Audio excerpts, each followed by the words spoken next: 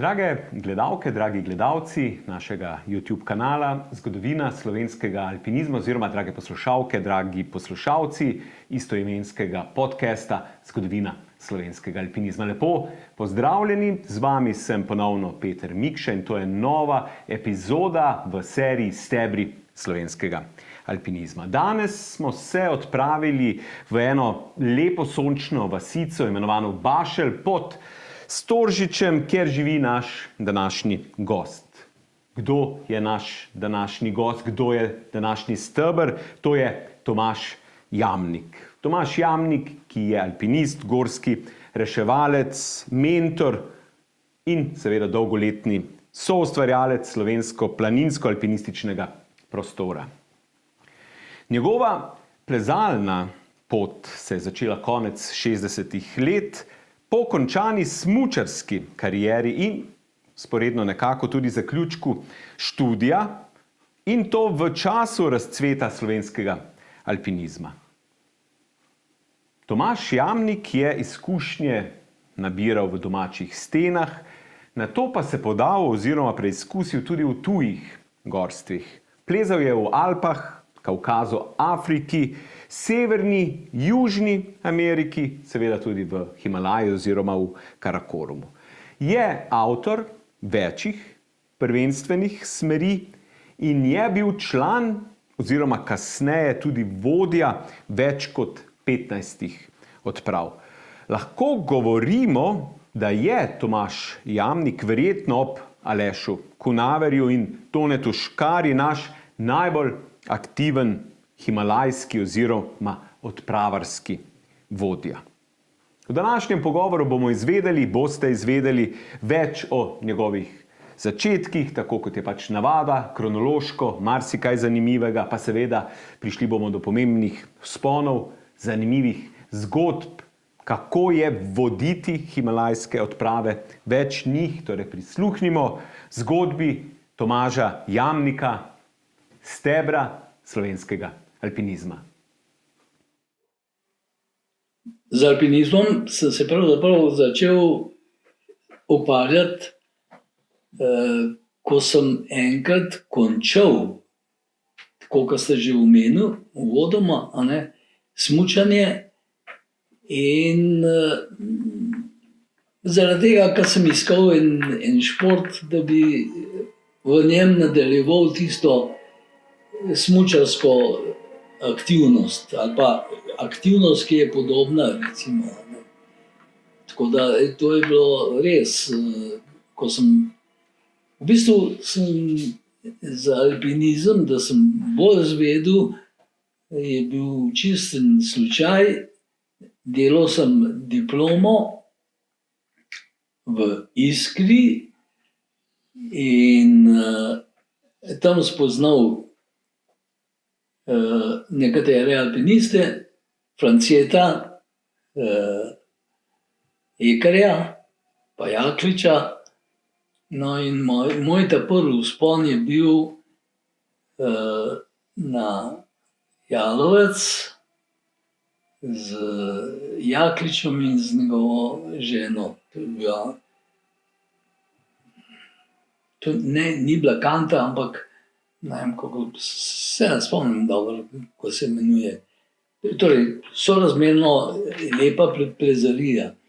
In me je stvar zagrabila in potem sem si pač dobil prijatelje, s katerimi sem začel pohajati po slovenskih hribih najprej. Alpinistično šolo ste delali v Kranju, torej AO Kranj. Ja, saj v tistih časih je bila alpinistična šola pravzaprav veliko preprostejša, kot je zdaj. Zdaj je zahtevnejša, pa se mi zdi, da je prav tako. Takrat je bilo pa v bistvu. Plezal sem pač z znancem, ki sem ga že omenil, on mi je pokazal, kako se je treba navezati in plezanje samo je pa plezanje. Ja. Kakšno opremo pa ste takrat, v bistvu danes, ne, z današnjega vidika imamo to zelo lahkotno opremo, seveda v alpinizmu čelada, plezalni pas, niti ne več enodelni, ampak pač samo spodnji del pasu plezalke, ne, z vibramom in tako naprej. Kakšno opremo ste takrat imeli, ko ste začenjali plezati? Kdaj točno v bistvu ste začeli plezati? Veste leto? 64. leta se mi zdi 62. leta sem še smučal, sem še tekmoval. 64. leta vem, da sem končal, da sem diplomiral, to se pravi, da takrat enkrat se je to zgodilo. Nisem si pa nikdar zapisal, kdaj je bilo to in kako je bilo, ker osnova pri meni je bila ta, da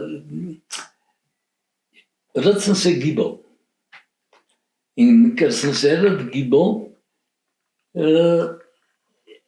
sem pač poleti sem veslal, pozimi sem smučal, v hribe sem hodil samo slučajno, me je oče s sabo vzel, ko sem bil še mlajši.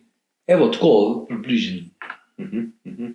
Oprema? Kaj ste imeli? Pri opremi je bilo pa tako, ne, ta prve naveze, pa ta prvo plezanje je bilo čelado morda, da sem imel, nisem pa siguren. Pasu vem, da nismo imeli, ampak smo se navezali na vrv. Tako da pa so bile pa tista navezovanje na vrv takšno, da je bilo podobno kot sedež, to se pravi ne samo okrog pasu, ampak tule čez ramena tudi, ne.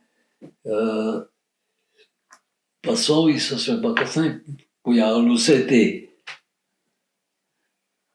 Tako, ja. Enodelni, pa dvodelni, pa kaj je še. V bistvu pasu, kot ga danes poznamo, še niste uporabljali, ste pač se navezali čisto z drugačnim sistemom. Na vrv. Na vrv. Važen je bil v bistvu vozel. Ja. Vozla sta bila pa dva. Taka, da se nista zadrgnila. Ja, seveda. Kaj pa plezalk? Plezalk ni bilo, ne? Torej ste imeli težke gojzarje? Ja. Alpinine, ali kako že takrat, ali planika, to so verjetno bili ti čevlji, ki smo jih poznali v našem prostoru, ali kaj drugega? Alpina. Planika se mi zdi, da se je kasneje pojavila pravzaprav in jaz se ne spomnim planike kot, mi smo v planiko hodili kasneje prositi za odprave, recimo, ampak to smo copate naprosili. Alpina, ja, seveda. Ja, tako. Ko ste začenjali plezati, ko ste prišli v ta svet, rečemo, alpinizma, ste poznali nasplošno, naprimer, to je že čas po prvi odpravi na Trisulu, jugoslovanski, ste o tem kaj brali, prej ste kaj poznali sploh? Tako širše dogajanje, kar se alpinizma tiče, Mahkota, pa Kunaver sta splezala že Svingo in tako naprej, ali vas to v bistvu ni zanimalo takrat nič kaj preveč? Ne, jaz sem pravzaprav začel plezati pred temi uspešnimi vzponi, recimo Kunaverja pa Mahkote, a ne. Poznal sem pa te alpiniste vse. V tistem času je bil recimo zelo poznan alpinist, jasno, Čop. Potem Komiči. Komiči je bil v Sloveniji spoštovan in sem bral knjigo, ki so jo zdaj šele izdali o njem, in je bil po svoje, bil je Italijan, ni maral Avstrijcev, Slovenci je imel pa kar dobre kontakte. Ja. V Trstu so plezali dosti skupaj, Ja, v Glinščici ja. z Cesarjem, Ja, v mislim, da je Glinščici. veliko plezal, tudi Ja. prvenstveno. Ja. Ja. Tako, njega ste poznali, ali pa ste poznali še, rečemo takole, so imeli potem v prvih letih, kasnejših vaših, ko ste začenjali vedno bolj padati v ta svet, kakšni od njih posebno vlogo, da bi lahko rekli, ne vem, da so bili vaši vzorniki, ali pa da so, tako se reče, da so vas naredili, torej, da ste se zgledovali po nekomu, želeli biti podobni, ne vem, če lahko naštejete kakega, ki je močno zaradi razmišljanja, ideologije, načina plezanja mogoče vplival na vas. Da bi, torej, Kunaverja sem poznal, Mahkoto poznal, potem Hermana Bulla, pa ta literatura, kar je bilo napisane o teh ljudeh. Tam okrog 70. oziroma 68. leta ali kaj takega smo v Kranju se pogovarjali o odpravi v Pakistan, v Karakorum. In smo želeli Broadpeak dobiti. Kasneje, 71. leta je potem smo dobili dovoljenje za isto ravnanje, to se pravi Hindukuš, čisto drugje, ampak in takrat smo se srečevali, dvakrat smo se srečali s Šmukom, ki je bil vodja, mislim, te odprave avstrijske, ki je preplezala Broadpeak, od njih smo podatke dobivali. Doktor Valič je bil pa tisti, ki je to takrat nekako vodil. Njegova želja je bila, iz tega je pa nastala ena odprava, bi rekel, gorenjska odprava, kranjska, pa mojstrška.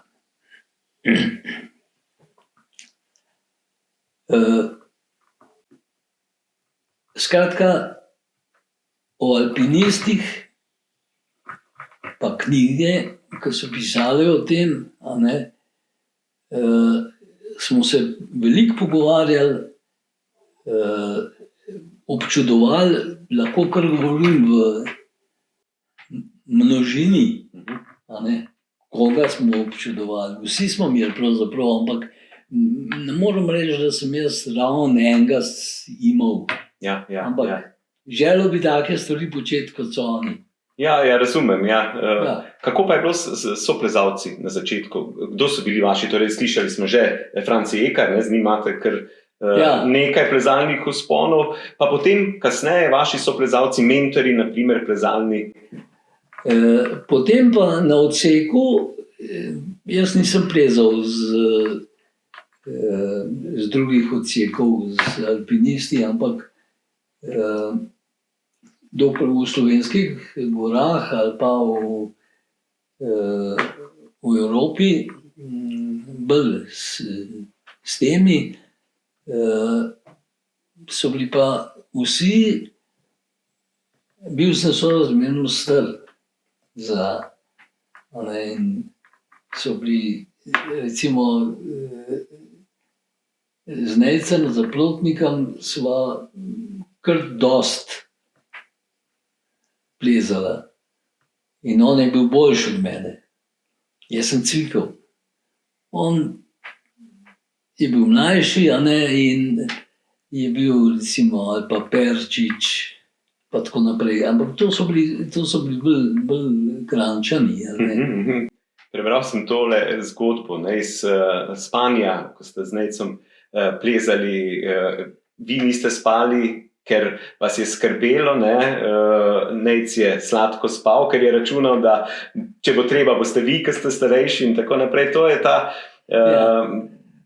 po eni strani prednost mladosti pri plezanju, ker pač leta prinesejo določene izkušnje ali pa neke varovalke, ne? Podobno imamo v življenju nasplošno. Ne vem, jaz iz mojega profesorske pozicije vidim, da študente, ki so starejši, imajo že fokus, lažje in boljše naredijo neke zadeve, medtem ko za starševstvo je zelo podobno. Mlajši, ko si, lažje je vse skupaj, ker si bolj sproščen in tako naprej. Pri plezanju nekako tudi tako velja. Ne? Kako je bila ta zgodba? Zdaj, recimo, ko zdaj razmišljam o preteklosti svoje, ne, po svojem plezanju, se mi zdi, da sem bil zelo krivičen do svojih otrok. Plezanje, to je pa nekaj bilo. In v bistvu tudi, ko sem končal fakulteto, sem se pa vpisal, magisterij vpisal, ekonomijo, to potem hodil ob službi kakšno leto,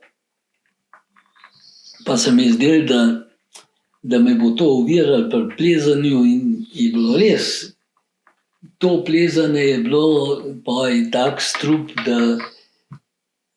da sem pustil tisto.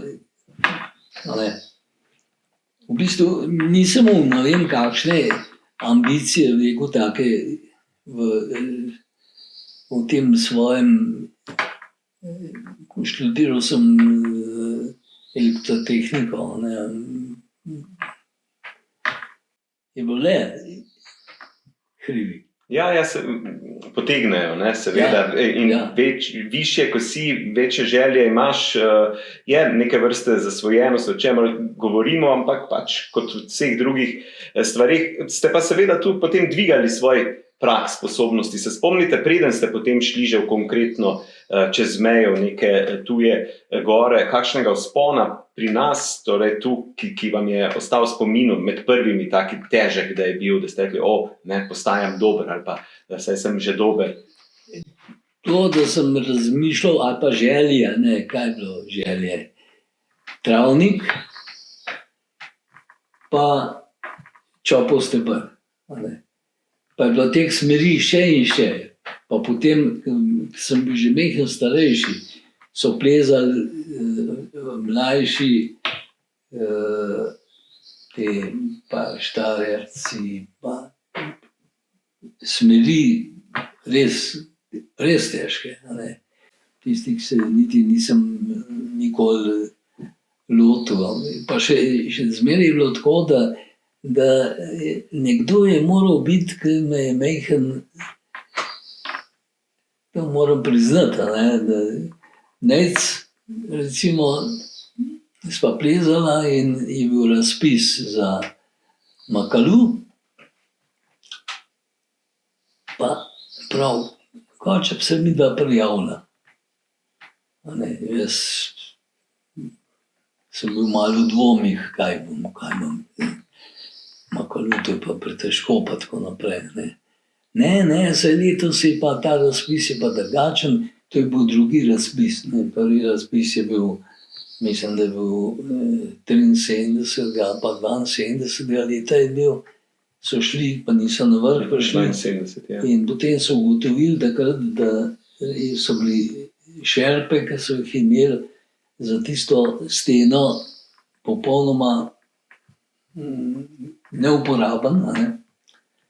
In so potem širšili, so se razpis naredili 75. leta. In midva so se prijavila. Ampak je bilo res tako, da on je navduševal, seveda, jaz pa tajva.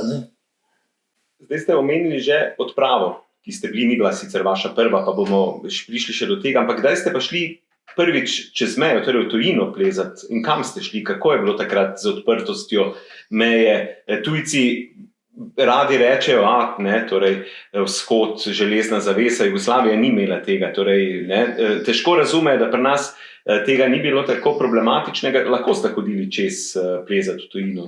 Ja, jaz se tega, ko zdaj poslušam, recimo, ko govorijo, kako je bilo težko iti, Pa se mi zdi, da malo je tudi to, da človek malo pozapa, ne. Ampak pa na Gorenjskem je bilo pač tako, da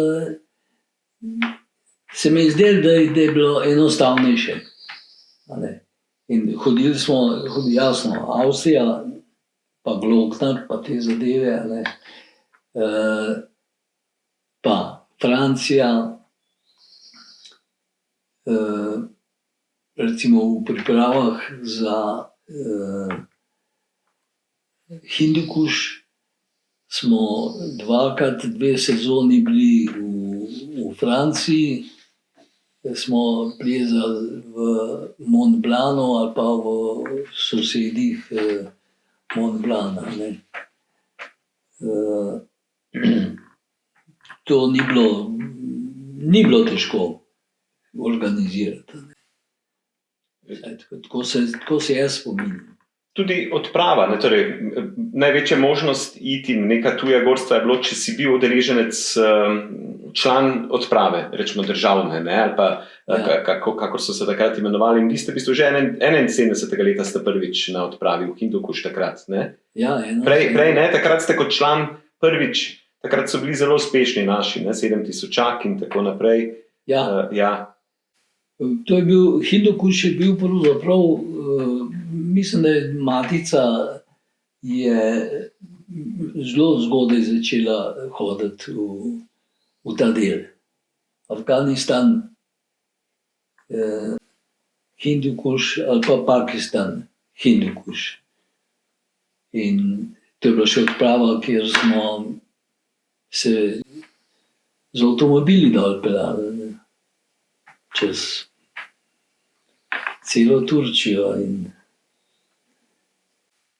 Kako je to takrat izgledalo? Kako je bila prehodnost danes v času, ne, teh velikih napetosti, oziroma napetosti že, ne vem, od 80. let ali pa konca 70. v tistem koncu, ne, torej, je težko razumeti, da ste takrat iz Jugoslavije, torej iz Slovenije, tudi izpod Alp, se odpravili v Himalajo, v Hindukuš z avti, kombi. Kako je pot potekala? To je bila v bistvu odprava večjih odprav. Prvo priti sploh do gore, ne? Potem iti na gore in potem še se vrniti nazaj. Ja, točno. Ampak to je bilo, noben ni poznal druge poti ali pa drugega načina. Tudi velika razlika je bila, recimo, mi smo za Makalu vso opremo poslali z reke. Z ladjo. In jo potem izkrcali so jo v Madrasu. Madras je čist, je to ob obali, jasno, in v južni Indiji, a ne. In potem smo s kamioni vozili en del poti do Kalkute na 2 kamionih, ta drug del poti od Kalkute do meje, pa z enim kamionom. Vse. Kako pa je to izgledalo? Torej, vi kot člani takrat odprave ste vsi šli ali ste bili razdeljeni? Ena ekipa je že šla proti goram, druga je bila zadolžena za transport opreme, ali ste vse to, torej, šli skupaj, spotovali z opremo do gore, naprimer Makalu, kar omenjate zdaj? Ja, pri Makalu je bilo tako, da je ekipa je šla z vlakom iz Delija. Jaz sem šel posebej z letalom v Madras. In tam je bil en slovenski predstavnik ene trgovske hiše, ki je prodajala te indijske proizvode. Mislim, da gospod se je pisal Štefančič. On mi je pomagal v Madrasu. Potem se je pridružil pa še Kunaver. In potem sva s Kunaverjem se vozila nazaj s temi tovori. In to je bilo pač v kabini sva bila, jedli smo, kjer so šoferji želeli jesti, pa sva še midva, ne.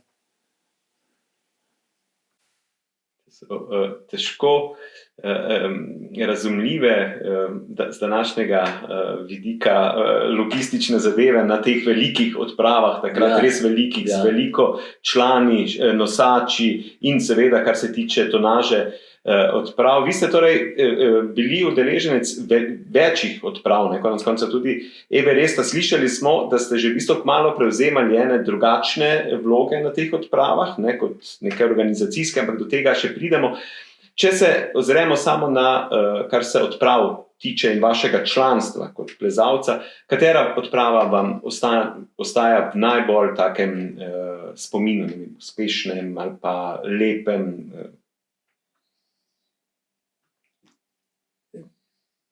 Najbolj lepa se mi vseeno zdi Makalu. To se pravi, to je bila druga odprava. 75, ja. Ja. Hindukuš je bil boleča, ker smo pri povratku enega od članov izgubili. Kofler se je ponesrečil. Kofler, ja. Tako. Ja. Gorečem avtu, ja, to. Avtomobilska nesreča je bila, ne. In zdaj, pri teh letih, ko razmišljam, zmeraj večkrat se ukvarjam s tem, kako nesrečne so bile te poti. Iz Tornada na poti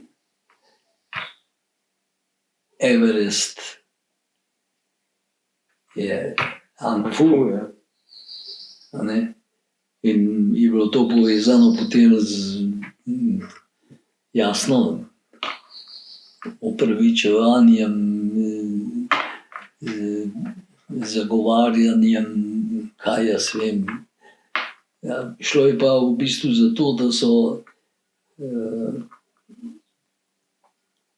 sorodniki Angfuja želeli čim več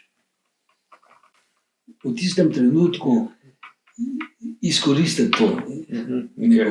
Neke vrste odškodnino, ali kaj so bili pritiski. Vse je bil zavarvan in tisto, kar je bilo zavarvano, to so dobili, ampak pa je bilo še fajn, bilo še kakšna stvar, pa sodove, ki jih nismo več rabili, pa opremo, ki nismo vabili, pa tako. In tako da so bile poj, 85. leta spet ena žrtev, Čita. Ja, na Jalongkangu, ne? Ja. In ta zadnje dve, to je pa, potem je bil Broad Peak, ki je bil uspešen, ja. In smo, torej celotna ekipa je bila na vrhu Broad Peaka, oziroma samo eden ni bil na vrhu, dva sta bila na predvrhu, ostali pa vsi, pa še zraven še Gaša Brum. Tista je bila, bi rekel, zelo uspešna in smo na krilih se vrnili domov. Tam ste bili neke vrste član in že kot sovodja, z Vikijem, ali kako? Ja, tam je bilo, v bistvu je bilo tako. Odpravo so prijavili matičarji. In so matičarji potem bili tudi kot vodje. Tone Škarja, načelnik odprave v tuja goststva, je pa hotel imeti še nekoga, ki je majhen starejši, bolj zaradi denarja, pa kaj drugega. Zato, Da stvari tečejo, kot je treba. Razumem.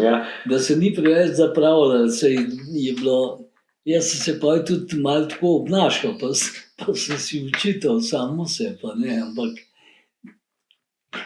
tako je bilo. Ja, taka naloga je bila vaša. In kljub, hočem reči, da ste bili sovodje zaradi tega, ker po podatkih Toneta Škarja, ki glede odprav, je on označil, da ste bili tam vodja vi in Viki, zato pravim. Torej, po njegovi evidenci je to, ampak tista odprava je bila tudi za vas zelo uspešna. Vi ste bili na 8000 tudi stali. Ja, to je bila, ker tam sem tistih 8000 dosegel in je bilo res, kar se tiče vodenja, sem bil popolnoma razpremenjen. Drugače je bilo pa tako, da vedno sem se ukvarjal z transportom. Tako, kot sem že rekel, pri Makaluju sem se vozil s tistimi sodovi čez celo Indijo. Pri Everestu sva s Tonetom letela v istem letalu iz Beograda v Delhi.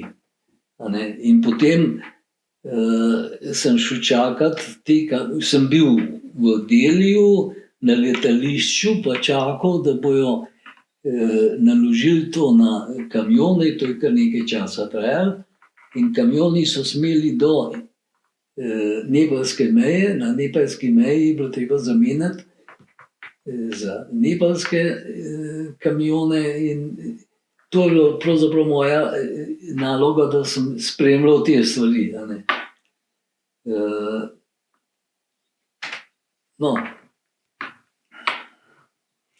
Ja, zaslediti je torej vaše vloge.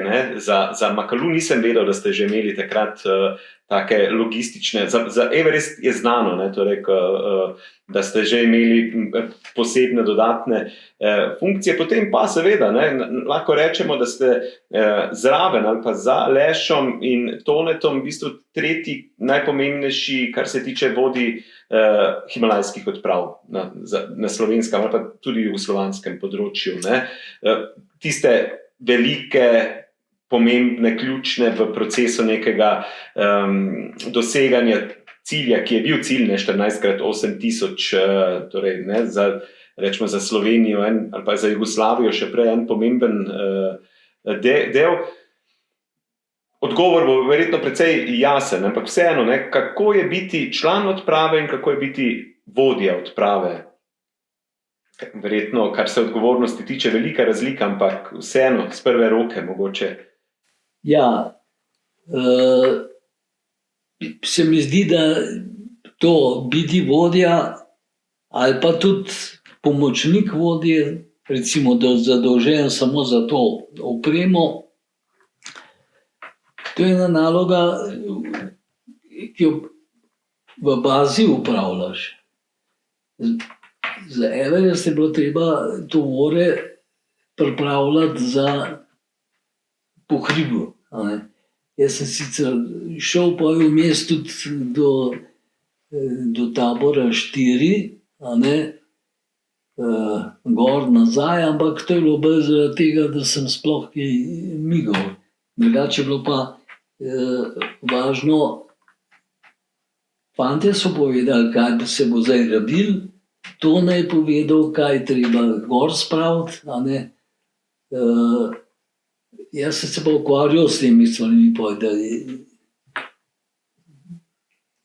je bila tista naloga in moram priznati, da recimo, da bi šel na vrh, ko so bili fantje ostali, ki so pravzaprav to si želeli, pa so zgrešili, niso prav šli ali kaj takega, pa so se morali vrniti, pa to, teh problemov jaz, recimo pri Everestu nisem imel. Je pa res, da sem že takrat, ko sem prišel v ekipo, sem vedel, s čim se bom ukvarjal in vrh pa te stvari si bolj tako pozabi. Ja, je fokus pač, se že dali fokus v začetku v druge stvari, ampak doživljanje teh uspehov, torej bili ste na odpravi, kjer je dosežen prvi 8000-ak, torej Makalu 75, potem ste na odpravi, kjer više ne gre, Everest sploh v tistem času prestižna stvar tudi za celo Jugoslavijo, lahko gledal sem poročila vseh časopisov takrat, borbe, politike, osvobođenje, torej vse republike so spremljale to odpravo, kljub temu, da ne vem, Srbi mislim, da niso imeli, Črnogorci, Makedonci niso imeli člana, bili so torej z Bosne, pa Stipe Božič, pa Slovenci večinoma, ampak cela Jugoslavija je takrat spremljala in potem se veselila. Kako ste doživljali te uspehe, kljub temu, da niste, ali pa da ste vedeli, da vi ne boste na vrhu, ali kako že, naprimer Makalu, Everest? V bistvu je pri odpravi je le tako, te stvari je treba vedno tehtati. In tisti, ki ni bil na vrhu, si to laži, ampak en kamenček sem pa dodal. Če ne bi od spodaj tudi vse tako šlo, kot bi morali, pa ne bi bilo tega. Kar je res, Ja, kar je po svoje res. S tem, da zdaj recimo te samohodci, solisti pa tako naprej, pa hočejo vse in so zato stvari bolj tvegane.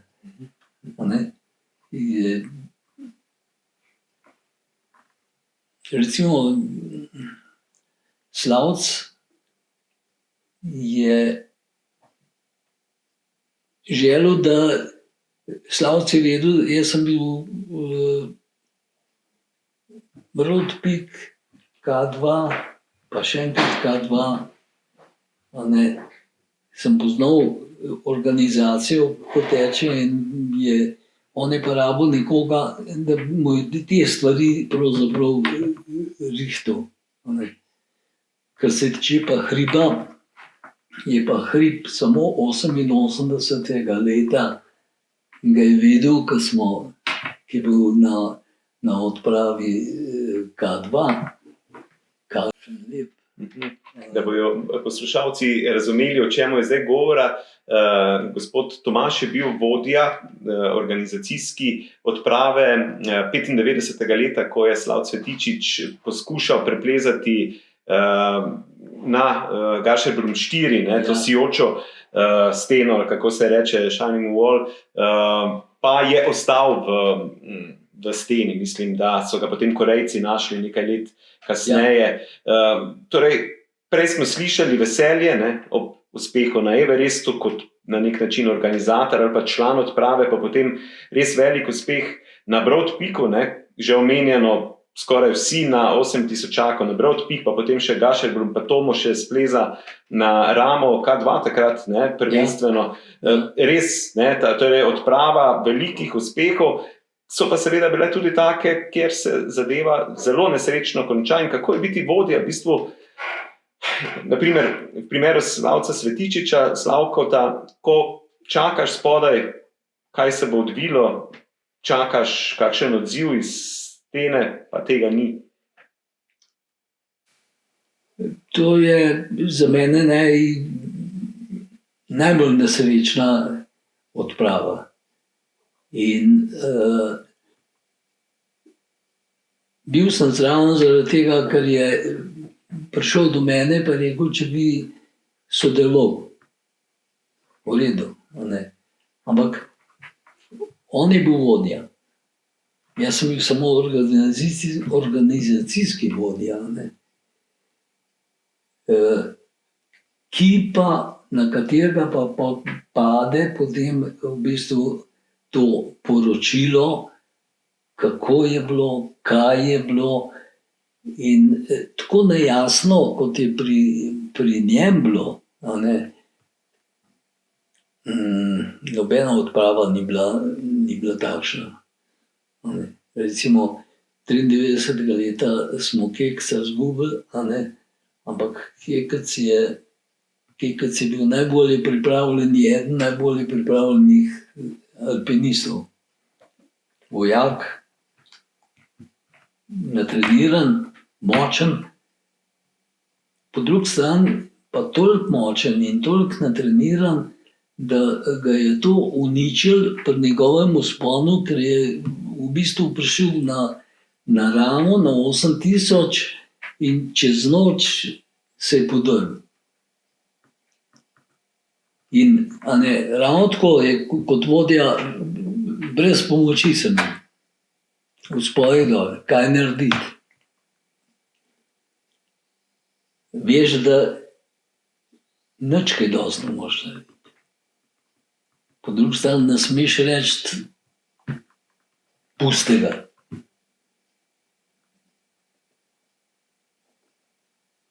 In so ga premaknili, so poskušali vse mogoče, se na koncu je bil učinek enak. Sestop z rame je en del zelo zahteven in tam se jim je zataknil pri spuščanju. Pa še sami so bili zdelani.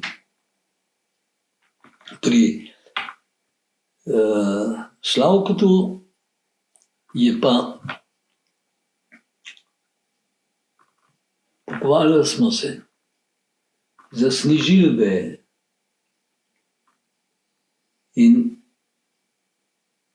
ko smo se pogovarjali, jaz sem čakal, da bo rekel, bom poskušal iti nazaj. In potem je res rekel, jutri bom pa, da zdaj še počakam, jutri pa sem probal vrniti. Kar se tiče vrvi, pa te opreme jo ni v preveliki količini. In drug dan, 20. Zdaj, on ne bi 20. pač izginil. In 20. smo bili dogovorjeni, zjutraj razgovor, v poldne razgovor, proti večeru razgovor, se ni oglasil. Korejci, ki so plezali, tudi Slavko je tisto smer plezal, korejsko, so ga menda videli, da je poskusil se stopati en dan prej, to se pravi 19. Kaj so videli, ne vem. V glavnem, drug dan se je slišal, pa nič več ni mogel, ali je bilo kaj drugega. Presenečenje je bilo, ko sem potem ne vem koliko let kasneje izvedel, tle sta bila dva Korejca, sta prinesla eno sliko, ko so slikali njegovo truplo v eni vreči ali kako nekaj takega.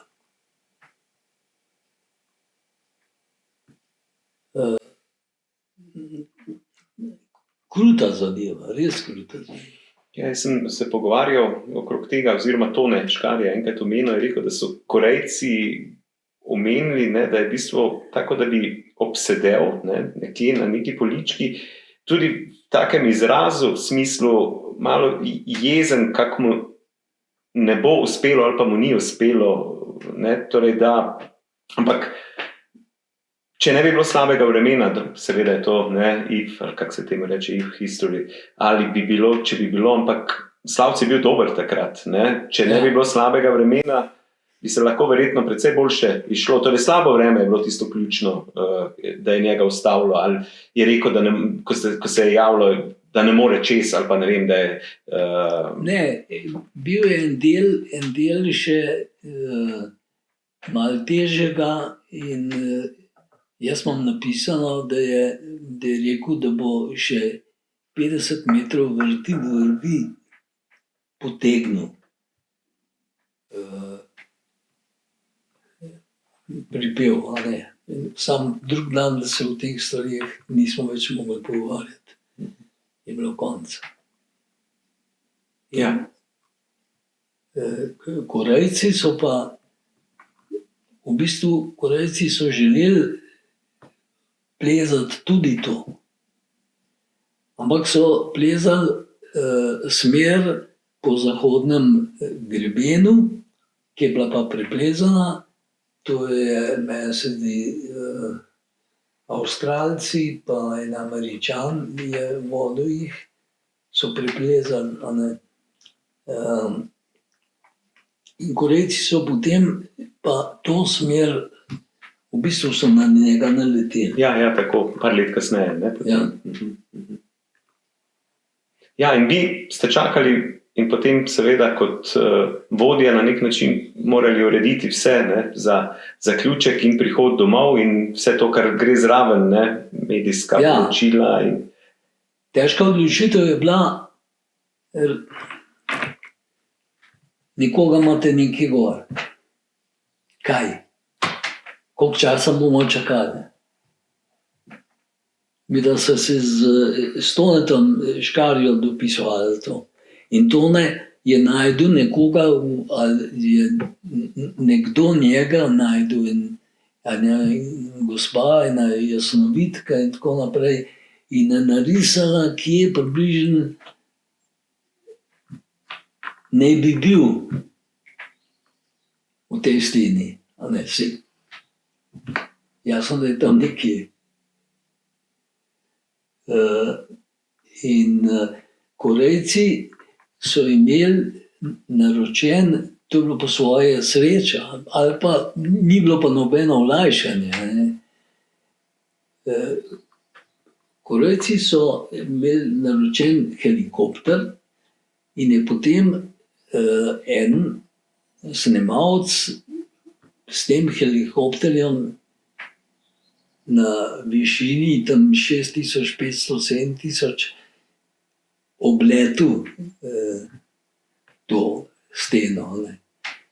Pa niso nič odkrili. Vmes je pa padel pa od spodaj ene 30 centimetrov snega. In Slavc je, ko se mu je zataknil, je rekel, da je nov sneg padel, da bo počakal, danes bom počakal, da bo tale sneg skopnel, se bo skopnel. Tako to je upal. Pa izgleda, da ni. In takrat, ko je helikopter preletel tisto, je lahko, da je bil on v snegu zakrit. Ja. Ste vi imeli kdaj kako tako svojo plezalno doživetje ali pa zgodbo, ko ste bili med svojimi vzponi blizu, ne, kakemu slabemu izidu? Ne.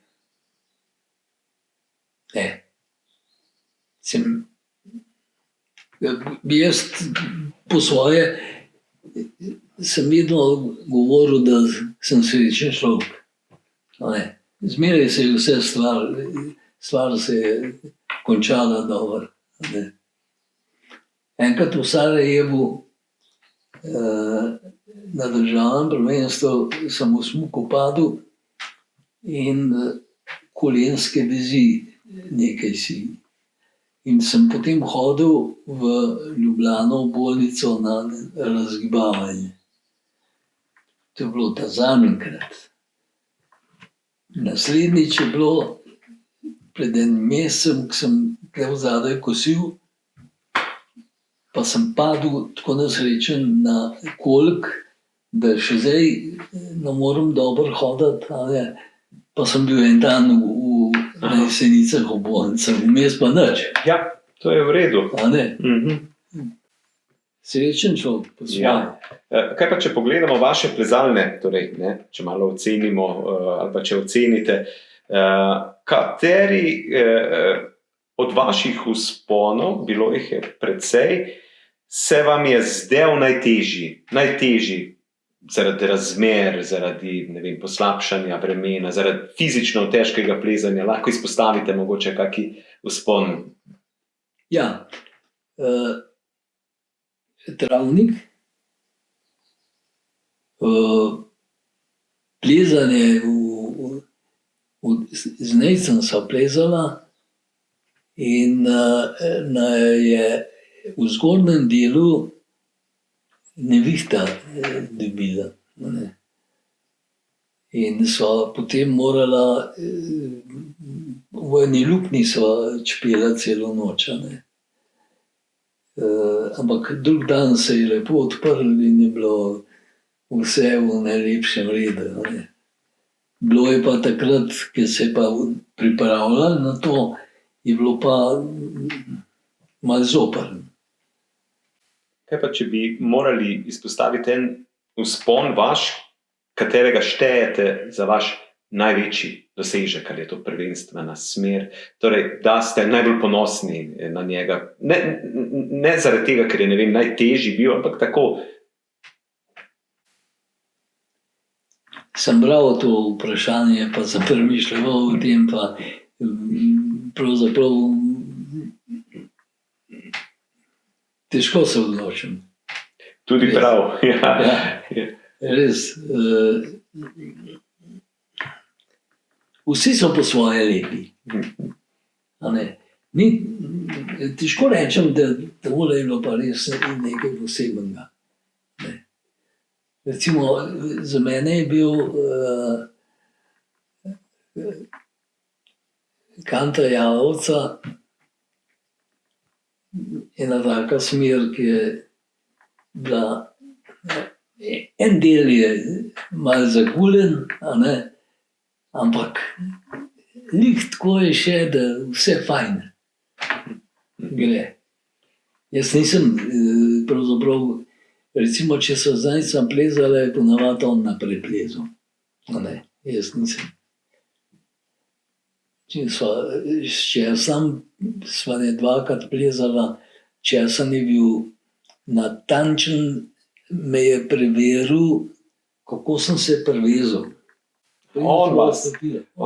Ja, on, da je vse, pa plezalni pas, pa te stvari, da so, ja. Prav zoprn je bil, a ne, po svoje. Jaz sem kar mislil, zakrat pa smo se zavezali, pa gremo. A ne. Mogoče malo lahko mislim, ampak on je bil pa v tem pogledu pa res, a ne. Jasno, se je bilo prav. Ja, seveda, zanimivo. Ja. Če danes gledate nazaj, ne, je kakšna gora, stena, smer, ki vam ni bila namenjena, ni prišla na vrsto, pa si bi želeli, ne? To je tako vprašanje. Zanimivo, izpraševalci vaše generacije, torej 60., 70. leta, večinoma kot izstopa rečejo, ne vem, enega od 3 zadnjih problemov Alp, ne, Eiger pa ni bil, pa ni prišel, ne, in tako naprej. Imate kako, ko ste smer, ki ste si jo želeli, mogoče tudi poskušali, pa niste prišli, pa lahko rečete, da je vaša neizpolnjena želja? No, siguren je Eiger, a ne, taka, ampak je bila želja. Vendar pa po drugi strani me je pa tako skrbela, da nisem vse naredil, da bi se jo sploh lotil. Pa bilo je, Eiger je bil pravzaprav, ne, to je Wengen, smučanje. Tam sem 3-krat tekmoval, a ne. Tako da takrat niti nisem vedel, da je to ta. Ja, ja.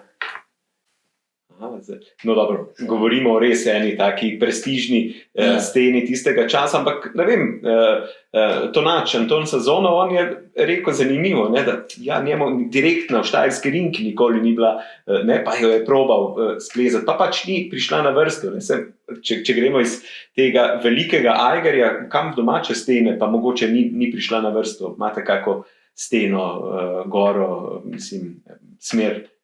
Ja,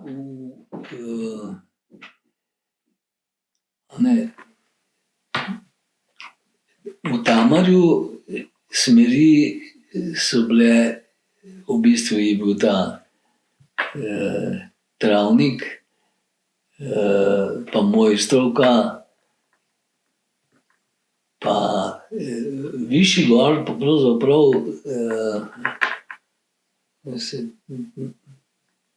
zdaj niti ne spomnim te hriba, pa smeri. Je bila ena taka smer, ki recimo sem si jo želel plezati, ampak ni prišla na vrsto. Katera je bila pa vaša zadnja smer, ki ste jo splezali? Do zdaj zadnja.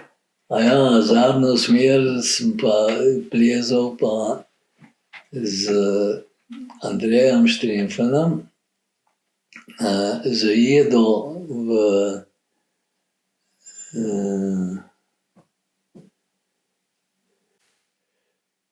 to je bila pravzaprav najina smer. V Dolški Škrbini? Ja. Aha, tako, vaša smer, kako? Ja, tista zajeda. Ja, odlično. Ja, tista je bila pa taka, da sem še ene dvakrat to povedal. Nabila sva smer in je bilo treba samo še tisto zajedo nekako ven zlezti. Jaz sem naprej lezel in se mi je klin odprl. In poj, jasno sem padel. Pa sem letel proti Francelu pa od spodaj dol me je vrval. Pa sem v tistem trenutku, ko sem proti njemu letel, razmišljal, mater, Mišo, če bi ti na Francela padel, to ne bo tako bolelo, kakor pa zraven, ko so bile skale. Evo to, ampak k sreči pa naslednji klin je pa zdržal, sem se ustavil. Ni treba bilo pasti na... Ni bilo treba pasti, ja. Aha, to je bila zadnja vaša z Andrejem Štremfljem. Štremflj pa je imel eno obletnico in me je povabil, je rekel, pet greva to zajedo plezati. Zdaj sem se spomnil, da sem želel že v štartu vprašati, kdaj se pojavi ta Mišo, torej vaš vzdevek, nadimek. Ta Mišo je bil pa... Mene so klicali Mišo, v bistvu, jaz Jamnik Tomaž sem bil samo v šoli. Takrat so me klicali pa Mišo, ampak to od mladih, najmanjših bi človek rekel. In potem ta vzdevek se je obdržal tudi v plezalnih krogih in kasneje, pa prej še smučarskih in tako naprej. Torej, Mišo, To je bilo in potem vmes pri dokumentih je bilo eno obdobje, ko smo imeli prav veliko imen. To je bilo. No in zdaj imam, če hočem denar dobiti, moram biti Jamnik Tomaž Stanko. Ja, tako še Stanko vmes, to nisem vedel. Ta Stanko je prišel drugač. Ne vem, jaz mislim, da sem bil, torej vem, da sem bil krščen, sem postal Tomaž zaradi tega, ker je na tisti dan bil Tomaž. Mama je hotela pa neko rusko ime, ali Staš ali nekaj takega. In to ni bil všeč duhovnemu. Aha, ja seveda, pri krstu je treba potrditi to. Ja, krščansko ime je bilo tega in si bil Tomaž. Tako. Ja. Ampak Mišo je Mišo, ja, tako, to vas vsi poznajo. Mišo pa skozi, ja. Ja. Kaj pa, torej, zdaj za Tomaža Jamnika Mišota, kaj lahko reče za en zaključek, torej, ko se aktivno plezalno udejstvovanje v hribih na nek način zaključi in vzpone v fizičnem pomenu zamenjajo spomini, kaj ostane oziroma kaj gore dajo na koncu, kaj so vam dale gore, spomini, plezanje.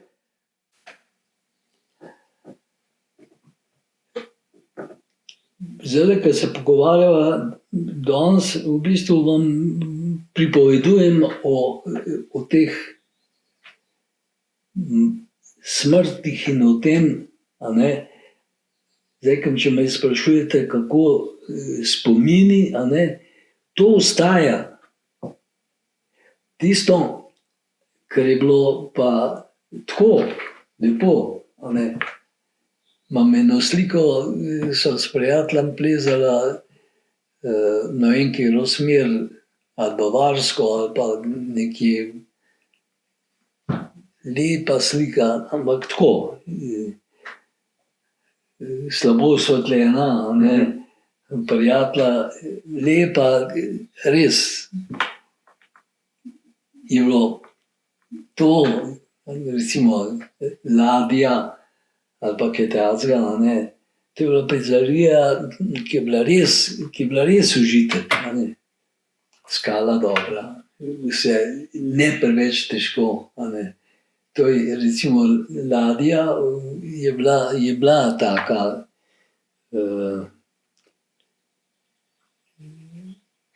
plezarija,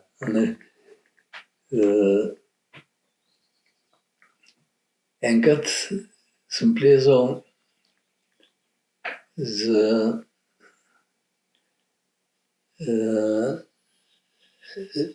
Mončinim sinom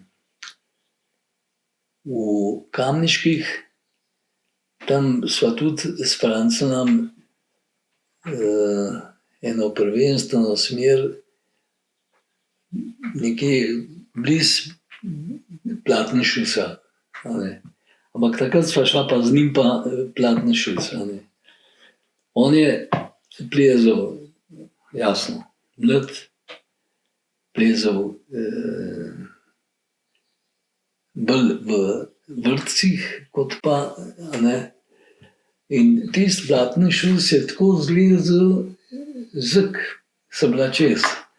Vzgoraj na Platnišusu je pa en tak graben, poln kamna, pa tako, je rekel, Mišo, pojdi pa ti naprej.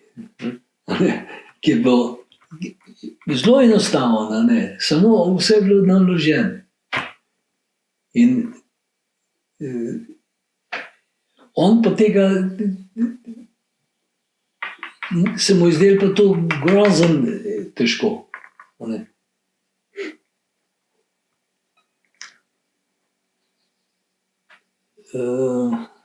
vem, če sem odgovoril čisto na tisto vaše vprašanje, ampak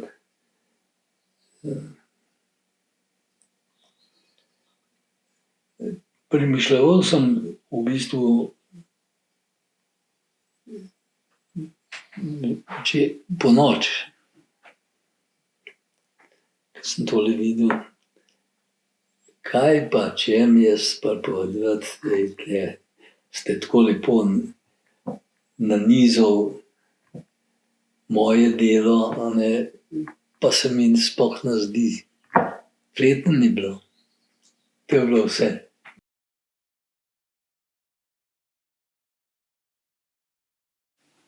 Ja, In s tem bomo končali tudi naš današnji pogovor. Torej, spet smo prišli do konca še ene silno zanimive epizode iz zgodovine slovenskega alpinizma. Torej, najlepša hvala Tomažu Jamniku, da je z nami, da ste z nami delili zgodbe svoje življenjske poti. Drage gledalke, dragi gledalci, poslušalci, vam pa hvala za pozornost. Torej, se vidimo, slišimo kmalu v kakšni novi, zanimivi zgodbi na našem YouTube kanalu oziroma podcastu. Sledite nam, do takrat pa srečno.